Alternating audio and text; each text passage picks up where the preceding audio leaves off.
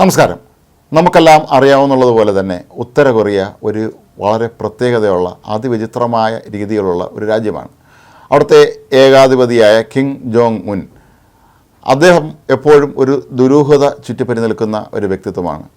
എല്ലാ കാര്യങ്ങളിലും തൻ്റേതായ ഒരു പ്രത്യേക രീതി നടപ്പിലാക്കുന്ന ഏകാധിപതി കൂടിയാണ് കിം ജോങ് ഉൻ.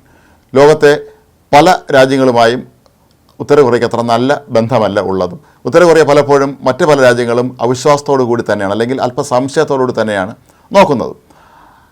ഇതിന് ആക്കം കൂട്ടുന്നതാണ് കുറച്ച് നാൾ മുമ്പ് അവർ അവിടെ പുതുതായി ആരംഭിച്ച ഒരു പടുകൂറ്റൻ ഒരു ബീച്ച് റിസോർട്ട്. ഒരുപക്ഷെ ലോകത്തെ ഏറ്റവും വലുപ്പം കൂടിയ ബീച്ച് റിസോർട്ടുകളിൽ ഒന്നായിരിക്കാം ഇത് എന്നാണ് കണക്കാക്കപ്പെടുന്നത്. ഓൺസാൻ കൽമ എന്നാണ് ഈ ഒരു റിസോർട്ടിൻ്റെ പേര്.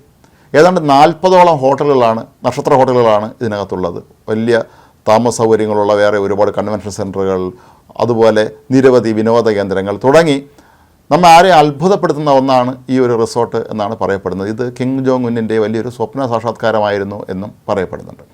ഇതിൻ്റെ ഉദ്ഘാടനം നടന്നത് കഴിഞ്ഞ ജൂൺ മാസത്തിലാണ്. പക്ഷേ ഈ ഉദ്ഘാടനത്തിന് തൊട്ട് പിന്നാലെ സംഭവിച്ചത് റഷ്യയിൽ നിന്നല്ലാതെ മറ്റൊരു രാജ്യത്തു നിന്നുള്ള വിദേശ സഞ്ചാരികൾക്ക് ഇവിടേക്ക് പ്രവേശനമില്ല എന്ന് സർക്കാർ പ്രഖ്യാപിക്കുകയായിരുന്നു. ഇതിൻ്റെ കാരണം എന്താണ് എന്നുള്ള കാര്യം ഇനിയും അവർ വ്യക്തമാക്കിയിട്ടുമില്ല. ഉദ്ഘാടനത്തിന് തൊട്ട് പിന്നാലെ തന്നെ റഷ്യൻ വിദേശകാര്യമന്ത്രി സെർജി ലാവ്റോവാണ് ഇവിടെ ഒരു അതിഥിയായി എത്തിയത്. അദ്ദേഹം ഇവിടെ താമസിക്കുകയും ചെയ്തു. കിം ജോങ് ഉൻ നേരിട്ടെത്തി അദ്ദേഹത്തെ സ്വീകരിക്കുകയും ഞങ്ങളുടെ ആദ്യത്തെ വിദേശ അതിഥി എന്ന് പറഞ്ഞ് സൽക്കരിക്കുകയൊക്കെ തന്നെ ചെയ്തിരുന്നു. റഷ്യക്കാർക്ക് മാത്രമാണ് പ്രവേശനമുള്ളത് എന്നുള്ളത് കൊണ്ട് തന്നെ മറ്റു പല രാജ്യങ്ങളിൽ നിന്നുള്ള ആളുകൾ പിന്നെ അവർക്ക് ഇങ്ങോട്ട് വരാൻ കഴിയാത്ത അവസ്ഥയിലാണ്. ഈ റിസോർട്ട് എങ്ങനെ ഇരിക്കുമെന്ന് അറിയാൻ പലർക്കും ഇതിൻ്റെ ചിത്രങ്ങൾ കണ്ട് ഉള്ള ഒരു പരിചയം മാത്രമേ ഉള്ളൂ. ആർക്കും ഇങ്ങോട്ട് വരാൻ കഴിയാത്ത അവസ്ഥയാണ്. എന്നാൽ കുറേ നാൾ മുമ്പ് ഒരു റഷ്യൻ ബ്ലോഗർ ഇവിടെ സന്ദർശിച്ചിരുന്നു. അവരുടെ ഓർമ്മക്കുറിപ്പുകൾ ഇപ്പോൾ സമൂഹ മാധ്യമങ്ങളിലൂടെ പുറത്തു വരുന്നുണ്ട്.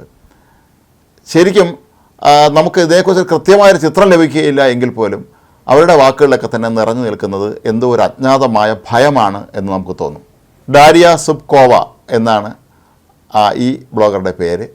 ഇവർ ഇവിടെ എല്ലാം ചുറ്റി നടന്ന് കണ്ടു. അവർക്ക് അവിടെയെല്ലാം വളരെ ഇഷ്ടപ്പെട്ടു. വളരെ ആഡംബര ജീവിതം ആണ് തനിക്ക് ലഭിച്ചതെന്ന് അവർ പറയുന്നു. ഏറ്റവും മികച്ച ഭക്ഷണം തനിക്ക് ലഭിച്ചു.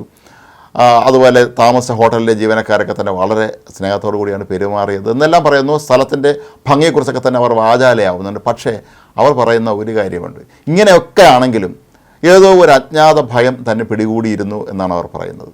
ആരോ തന്നെ എപ്പോഴും പിന്തുടരുന്നത് പോലെ, അതല്ലെങ്കിൽ ആരോ തന്നെ നിരീക്ഷിക്കുന്നത് പോലെ എപ്പോഴും തനിക്ക് തോന്നിയിരുന്നു എന്നാണ് അവർ പറയുന്നത്. ഇത് ഒരുപക്ഷെ ആരെങ്കിലും അവരെ നിരീക്ഷിക്കാനോ അല്ലെങ്കിൽ അവരെ പിന്തുടരാനോ ഒന്നും തന്നെ ശ്രമിച്ചതിൻ്റെ ലക്ഷണമായിരിക്കില്ല. യാഥാർത്ഥ്യത്തിലും അങ്ങനെ ആയിരിക്കില്ല. പക്ഷേ ആ രാജ്യത്ത് നിലനിൽക്കുന്ന ഒരു അന്തരീക്ഷം ഒരുപക്ഷെ അവിടെ എത്തുന്ന വിനോദസഞ്ചാരികളെ ഇത്തരത്തിലുള്ള ഒരു മാനസികാവസ്ഥയിലേക്ക് എത്തിച്ചതാകാനാണ് സാധ്യതയെന്ന് വേണം കരുതാൻ. മാത്രമല്ല, ഈ റിസോർട്ടിനെ കുറിച്ച് വേറെ ചില വാർത്തകൾ പുറത്തു വന്നിരുന്നു. അതായത് ഈ കൊട്ടിഘോഷിക്കുന്നത് പോലെ ഇവിടെയുള്ള എല്ലാ റിസോർട്ടുകളുടെയും നിർമ്മാണം പൂർത്തിയായിട്ടില്ല എന്നാണ് ചിലർ പറയുന്നത്.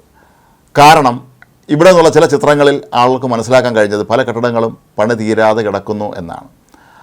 അതുകൊണ്ടായിരിക്കാം ഒരുപക്ഷെ വിദേശ സഞ്ചാരികൾ റഷ്യ ഒഴികെയുള്ള രാജ്യങ്ങളിൽ നിന്നുള്ള ആളുകളെ ഇവിടേക്ക് വിലക്കാൻ കിം ജോങ് ഉൻ ഉത്തരവിട്ടതെന്നാണ് പറയപ്പെടുന്നത്. കാരണം ഇവർ ഈ ചിത്രങ്ങളെടുത്ത്, അതായത് പണി തീരാത്ത കെട്ടിടങ്ങളുടെയൊക്കെ ചിത്രങ്ങളെടുത്ത് സോഷ്യൽ മീഡിയയിൽ ഇടുകയാണെങ്കിൽ പിന്നീട് ഭാവിയിൽ ഇതിൻ്റെ നിർമ്മാണം പൂർത്തിയാക്കുമ്പോൾ ആരും വരില്ല എന്നുള്ള ഒരു ഭയമായിരിക്കും അതിൻ്റെ പിന്നിലുള്ളത്. ഏതായാലും ഈ ബ്ലോഗറുടെ ഓർമ്മക്കുറിപ്പ് ശരിക്കും പറഞ്ഞാൽ ആ രാജ്യത്ത് നിന്ന് നിലനിൽക്കുന്ന ഒരവസ്ഥയാണ് നമുക്ക് കാണിച്ചു തരുന്നത്. കിം ജോങ് ഉന്നിൻ്റെ നാട്ടിലെ വളരെ വിചിത്രമായ രീതികൾ.